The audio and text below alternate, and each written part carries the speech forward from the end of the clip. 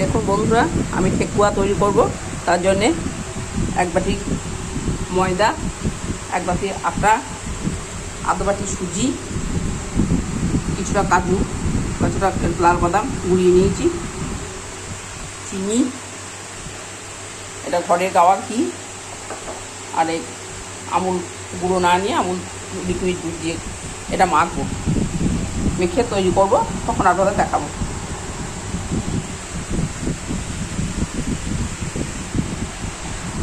এরকম ঘি দিয়ে আর সুজি, ঘি, ময়দা, আটা সব মেখে নিয়েছি একসঙ্গে।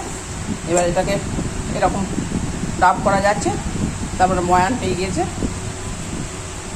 এবার এই দুধটা দেবো আর চিনিটা দেবো আর এই লিকুইড দুধটা দিয়ে মাখবো, তারপর তৈরি করার সময়তে আবার দেখাবো। একটু আমার বিস্তারিত করে গোলমরিচ আর মৌরি থেতো করে নিলাম, আর একটু মিল্ক মেড ছিল, এটাও দিয়ে দিলাম।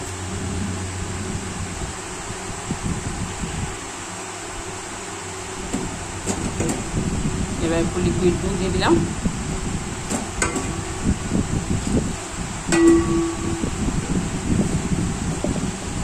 ছট পুজো হয়ে গিয়েছে, ছট পুজোর পরেই করছি, মোবাইলে দেখে দেখি শেখা। গুড় আর চিনিটা এবার দিয়ে দিলাম, শক্ত করে মেখে নেবো। আমি মুখে কথা বলি আর একটু দুপুরটা করতে যাবো। দেখুন ঠেকুয়াগুলো বানাচ্ছি।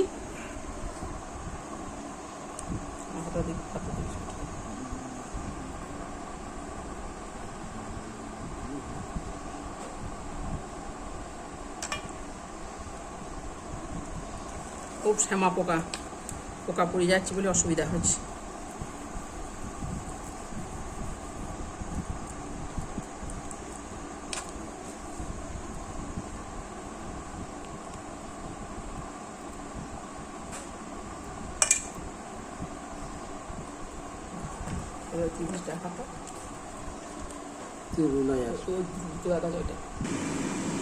দেখুন তৈরি করেছি, মোটামুটি হচ্ছে।